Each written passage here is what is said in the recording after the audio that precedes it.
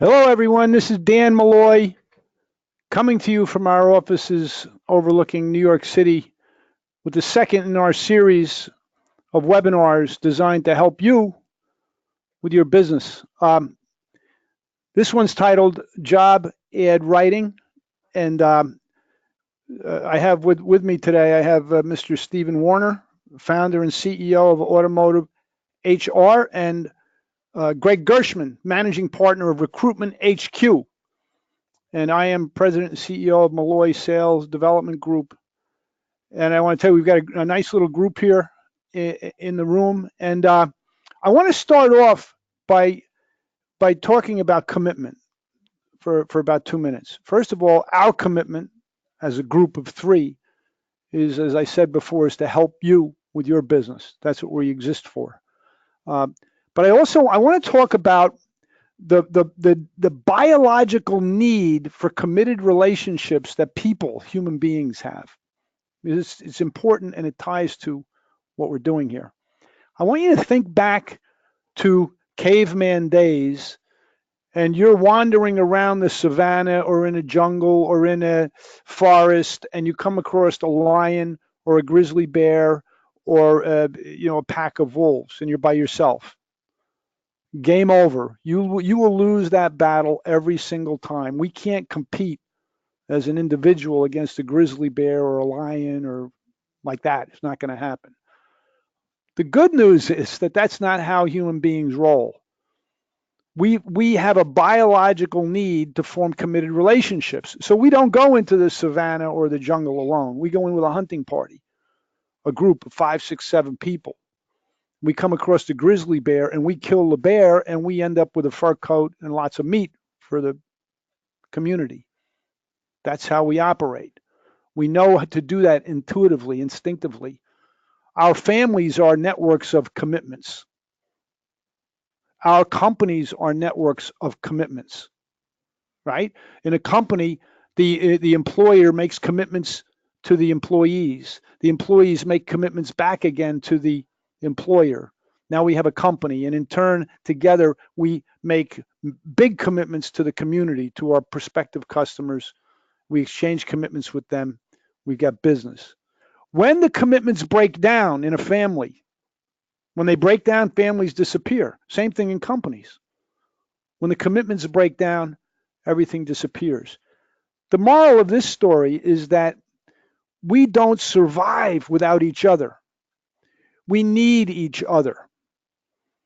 If from a sales perspective, if you want to grow your business, you got to cultivate a culture of commitment making with regard to the customers. With regard to recruiting, which we're going to talk about today, same thing. Prospective employees are prospective customers on some level.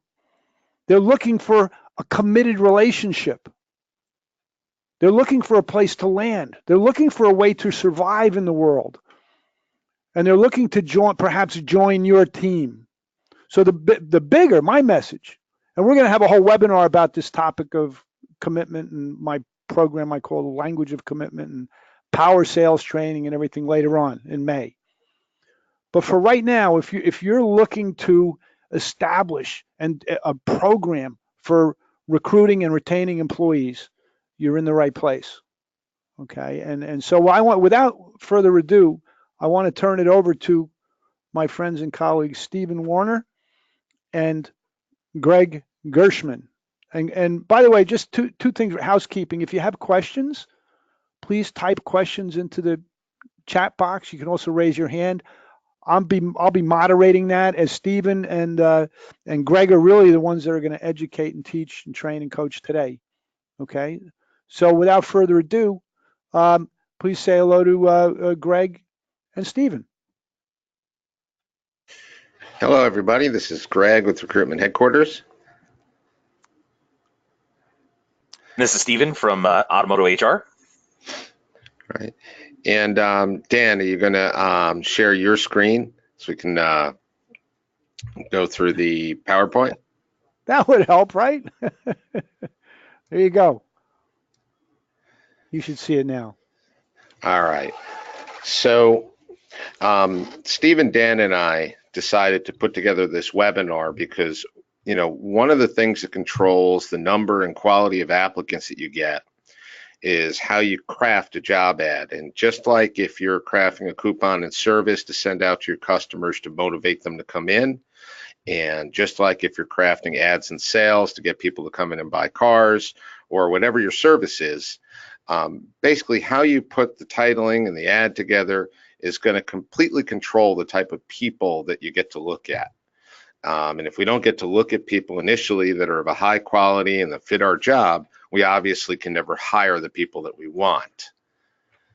And so that's why, we've got up the fact that, how you structure your job and the title is going to completely determine who sees the advertising to begin with, right? And so, we're going to talk a bit about having a targeted audience and reaching the right people and where that starts. Just let me know, Greg, when you want to advance. Go ahead. You can move on to the next one. Yeah. And so what we wanted to do first is look at how people search and how your title is going to affect what you get back. So what you'll see on the screen here is I went online and did a search just by the word technician, which would be a common thing that people would put in their ad to go ahead and find automotive technicians, mechanics. And you can see the search results that I got back when I just used the word technician would be for somebody to, install satellite TV, pharmacy technicians, electronics repair technician. And we found one ad from a dealership that for a transmission technician. And part of the problem with if you're creating a job title and you just use that word is how broad that is. And you can see that we're actually going to, unintentionally end up lumped in with jobs that have nothing to do with the job seekers we want to reach, right? And Stephen, that could have a big effect on how your ad performs going forward, right? Absolutely. Yeah, it's basically by categorizing it, excuse me, categorizing your jobs in the correct place. As you can see, if you don't do that, it'll end up in an area where basically, again, the folks that go to look for the service technician position, they're not going to be looking for in the same place that they're looking for a pharmacy technician. So what will happen is if you don't categorize it properly, when people do click on it, they're obviously going to jump right back off because it wasn't of interest, or they just won't click on it at all. And what that will do is it'll affect the basically the ranking of your job. So if people drop off real quick, if they don't click on your job at all, every day that happens, your job loses relevancy. So it drops down the list. So when somebody actually does go and targets exactly what you've got posted, you may show up on page 50 and not be relevant at all and wonder why you're not getting enough clicks. Most of the time, again, it's just because it's not narrowed down enough. Now, Dan, if you go to the next slide, I changed the search argument and used automotive technician. And you can see that all the ads that are in there, they're all titled with automotive technician in them. And this means that you're going to reach the exact job seeker that you want. And when you consider building a job title, the job boards actually consider the first word to be most important, second word to be second most important, and then so on. So there's relevancy in your title. So the word automotive is actually more important than technician in this ad to reach the right people. Okay. Yeah, it's basically meant to again to categorize it. So that first word is really your where should that job be categorized? Where it's with like jobs. So and in line with that, when you are obviously putting the most relevant word first, you don't want to put things like part-time, any other descriptors, dollar amounts, any other kind of things before that, because again, that's basically the spot that's going to be categorizing your jobs. So if you're going to put any of those other kind of things into your title, those should go after the automotive and the technician. So they should be after that. So Dan, why don't you go, I put together another search argument, and Dan, if we go to the next slide, here I put down a different instance. So I'm looking for a sales representative. And in this case, I didn't use the word automotive, and it actually comes up with a better search without it, because I may not be looking for somebody that specifically works in automotive sales. I want to be able to compete with, like, there's a Verizon sales rep job, and technical sales and account executive. I actually want to be able to compete for these people. So I want my job to end up in the same place that these ads are. And Dan, if you go to the next page, I changed the argument and made it automotive sales representative. And now you can see I actually end up being lumped in with a vehicle inspector, an industrial sales representative, all right, and a lot of other jobs that aren't relevant to me, meaning the job seekers aren't going to find me. So, when you're considering putting these titles together, I wouldn't just automatically use your industry in the beginning, but you need to consider what the first and most relevant term is, and that has to come first in your job title, and then other words afterwards.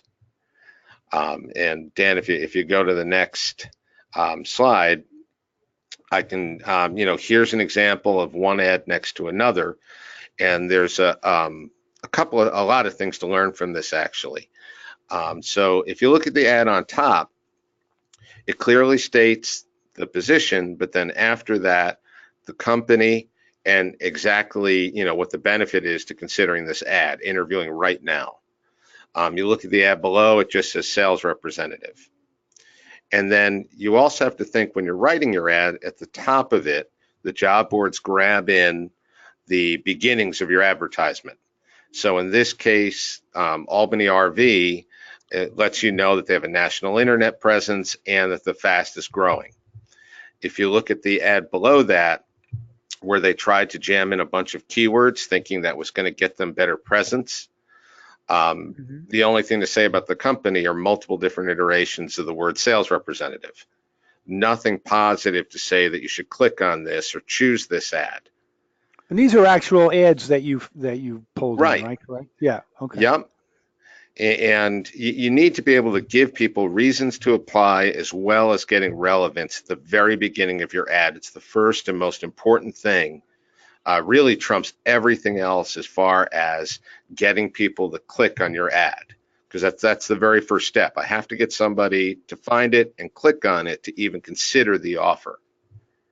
Well, this is what I was talking about a few minutes ago, Greg, is that, if the prospective employee thinks that you're really committed to people, right, and you're really committed to growing a business and growing a brand, they're more likely to to at least engage you. That's my point. Right. And Stephen, we were talking yesterday. There's also, one of the things, I pulled up an ad that had an income stated. And Stephen and I were having a pretty lively discussion yesterday. Stating an income can be a very positive thing if it's a real motivator. So if you know that you're offering a salary that is competitive or more than competitive, I would definitely advertise it to motivate more people. On the other side, for positions that might get tons of applicants, you also may want to discourage somebody from considering your job that wants to make 20 an hour and you're only willing to pay at a max 13, because you could never hire that person. Now, Stephen, you had some other thoughts about when you wouldn't use a salary in your ad. Yeah, I generally discourage folks from adding the salary.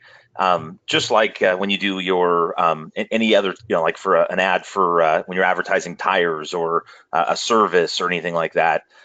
Basically, what you're hoping to do is get as many folks coming in so that you can make it, the informed decision, and you can have the opportunity to talk with them and kind of figure out what their actual motivators are. It may not actually be their salary or anything else, and sometimes people are so literal. They finally got that raise of 25 cents, so now they're making $10.25 an hour, and you post an ad for $10 an hour. They're going to say, well, I don't want to go backwards. And in your mind, you could be thinking, hey, with the right person, if that right person comes along, gosh, I could go to 15, if a really great person comes, and that might have been that great person. But again, they interpreted it as so literally that they don't apply. So Mm. basically what we want to try and do is remove any barriers to people applying. Because again, sometimes they'll self-categorize themselves and say, hey, that job is not for me because of, fill in the blank. So you don't want to add anything extra. And at least at that point, you can have the conversation with them to find out what motivates them. And again, it could be the money. In that case, you just thank them for applying and you move on. But if you don't have the opportunity to have that conversation, you might miss out on a person that, again, could motivate you to step up and pay much more than what you'd even originally had in mind. So you don't want to limit what you're putting in there. If it's something that, hey, I'm paying way above market for this position. Let's say that internet sales position is normally a $50,000 position, and everybody kind of understands that, and you're willing to pay 70. Well, that's a motivator. I would put that in there. But if it's hey, you're going to make between $10 and $15, I wouldn't bother. Again, if people are applying to a receptionist position, they have a pretty good understanding that it's not going to be a $20 or $30 an hour job. If they do, then again, you thank them for applying and you move on. One of the things I'd also like to go back to is up in the bold title area where it says Internet Sales Representative. In this case, they added a exclamation point at the end of as soon as possible. You definitely never want to add, they got away with it on this one, but I would definitely suggest never adding any other special characters. No dollar signs, yes, right there. No dollar signs, no exclamation, any of those ones up above your numbers on your keyboard, leave those off. What will happen, the ampersand, any of these different things, what will end up happening is the search systems will oftentimes interpret those as a command, and that command could make it display very, very weird. You'll have funny, it'll mess up the rest of your title. It could give it a command to do something that will throw your job off. It'll also, as far as when they're doing the keyword, it's all automated. So the system is going through your whole title there, and it's trying to categorize stuff. And then if it comes to one of those kind of special characters, again, it could throw it off. And what that'll do is stick it into a different category and put it at the bottom of the page. So, hey, can I interrupt for 1 second? Yes, please. Yeah, we got a nice question here from Sabrina. Here's our question. Maybe you could answer. I think it's a good time to ask this. Do you advise putting the brand name in the title? I do. It's my opinion that when somebody goes to like, again, if I saw an advertisement for a computer or something, and I was interested in a computer, and I looked on the internet, I found, wow, that's a great deal, but they didn't put the name in there. I think my feeling would be that there's a reason behind that. If it's at all possible, absolutely use your branding, use those things to your advantage. And as Greg was talking about, the Northeast fastest growing, this person is telling what's great about that company.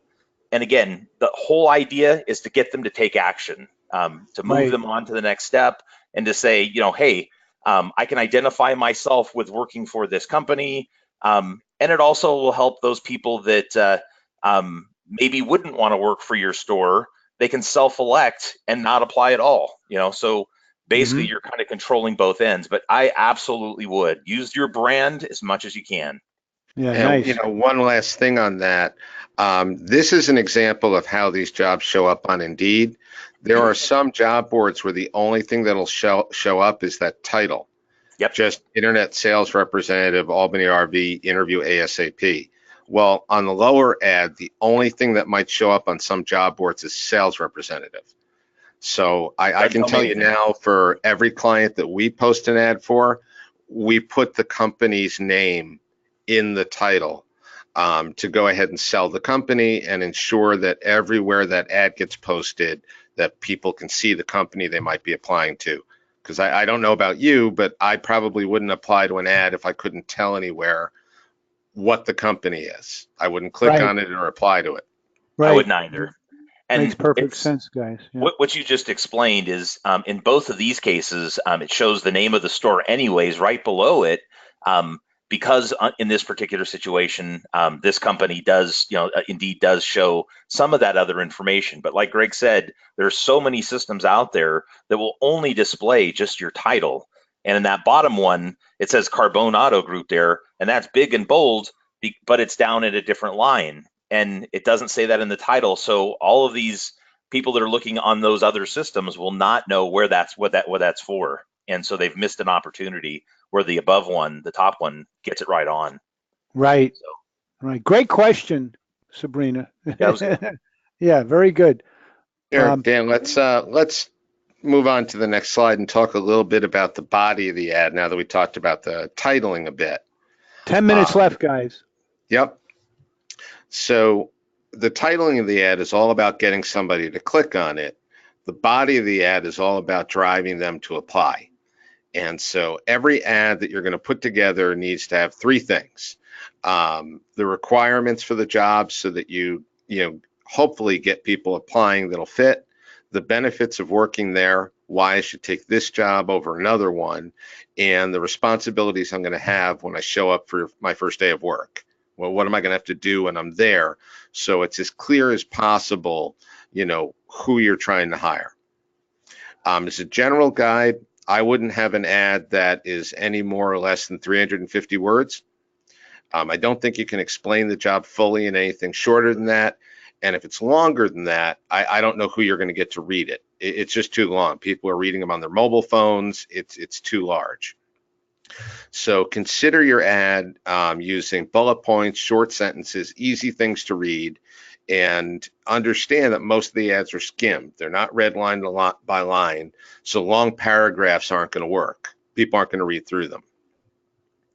And we've got some examples on the next slide. The first one is for one that obviously doesn't have enough information. So this employer went ahead and is looking for a technician. And the only thing that I know here is that they want 2 years experience and me to have a license. I don't know what I get for pay. I don't know what I get for benefits. I don't know anything about the company or why I would work there. It's not going to motivate somebody to apply considering this job against another one, right? And Stephen, you see this a lot. Yeah. So with this section here, I think this is the section where it gives you the opportunity to differentiate yourself and explain what makes your store different than the competitor right down the street. It doesn't have to be, verbose. It doesn't have to be long. But something like this is really just a missed opportunity. They put all this stuff because they're trying to make it clear and make it, but people most of the time don't even read through the ad, and if they do, they're going to blow through this stuff and it'll just glaze them over. So it's the opportunity spot in that first few lines to say, hey, what makes us different? And again, be human. Don't it doesn't have to be like this that's made for a machine to categorize something. This is the area where you can be human. You can explain, hey, we're a fun place to work. We do this, we do that. That's where you're going to do it in that first few lines. And also by putting in those first few lines, it will give you that opportunity on some like job listing systems, like we saw on the previous ad, where it adds that portion to the bottom of your title. So just below your title, it will have the stuff looking for persons of all levels. So it would put that kind of stuff in that section. But if you have this kind of silly stuff, it just does not. Mm-hmm.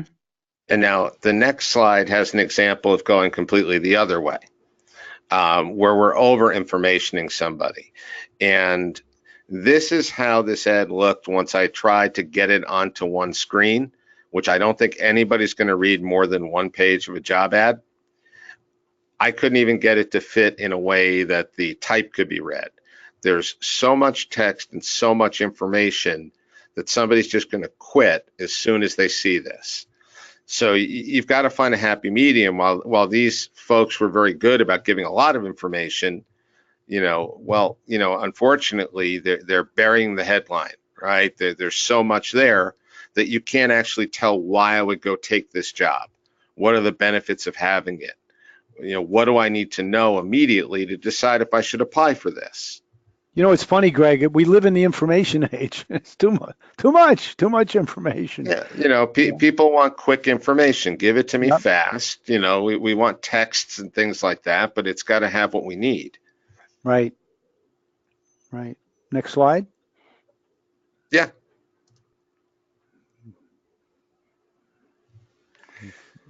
Now there was, and I'm quoting a study here that was done in 2017 of over 10,000 workers, present workers.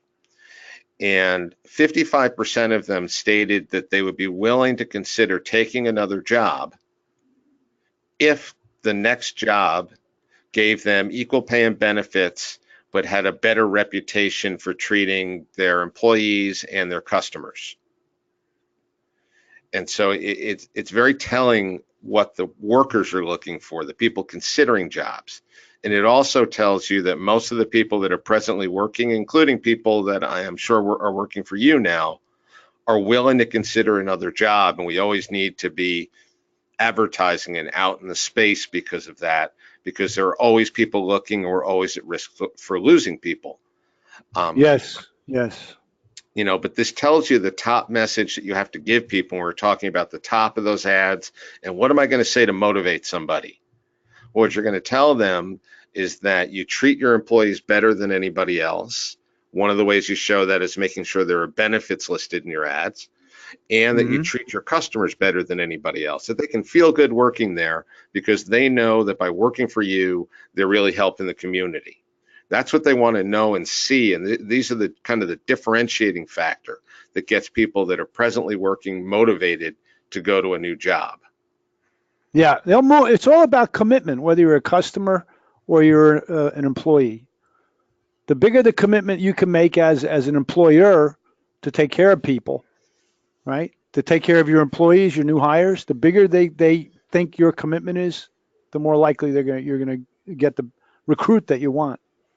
Yeah. And it also goes to the point that it's not always about the money. So the motivating factor of bringing in an excellent person to come work for you doesn't always come down to just about dollars. Sometimes their motivation is having more time off, having time, flexible time to go with their kids. So understanding what their motivation is a real impactful thing. And here, people are willing to go to someplace else, even if their job is good, if they feel like they're going to get treated well and they're going to get respected. So, yeah, cool. Right here, and I know that we're getting short on time, but the one last thing that we want to put out there is that you have to make sure that once you put together a format where you have some wording about why work for you and the benefits your company offers and what's exciting about the position and what the responsibilities of these people are, you need to build templates that you're going to use consistently across different job boards and across positions so that you have a brand image. Somebody should look at your ad and know it belongs to you and know why they would want to consider it. And that's one of the things, Stephen, in your platform, that's one of the things you put together for people, right? Yeah, just like anything else is coming up with what is your brand strategy? What is the message that you want to get out there? And once you've kind of honed that in, you want to basically just replicate it, keep that message going out all the time, and make sure again that you're consistent. And if you do it the same way every time, again you're bound to get a much better result. So yes. That's why in Stephen's system, Automoto HR, he has templates that'll be built. And whenever we build ads for customers and we write them for them, we build a template library so that we have this nice consistent message that's going out once we really find what motivates people. Fabulous. Good work, guys. If anybody has any other questions, thank you, Stephen and Greg. If anybody has any other questions, please feel free to type it into the chat box. Raise your hand in your on your control panel while Stephen and Greg are here. And I want to let you know that in May I'll be doing a webinar with Stephen and with Greg about the language of commitment, about training, Hiring is real. Obviously, my clients and I work with all over the country. Two of the biggest issues they have: recruiting and training. I want you. So I'm going to deal with the training piece and the communication piece in May. Training people to communicate effectively. That's our specialty over here at Malloy Sales Development Group. So any other points that you gentlemen would like to make? No, just to reiterate that if you're having trouble putting together ads or where to place them, we're happy to give you one-on-one help. Even if you're not a client now, you're just potentially considering us or want to know more about us, we're happy to give you help. Our email addresses are up there for myself, Stephen, and Dan. All of us are happy to help you. And we can have one-on-one conversation that can be very specific to your company, where we can help you, with your brand identity and how to build an ad and any of that. We're happy to help. Yes, very good. That's it for today. Stay tuned for follow-up. This session was recorded, so we'll make it available again for those that want to watch it again or couldn't make it this time. So, and we really appreciate you guys being here today. So that's it for today. Have a great week and have a great weekend. Ciao.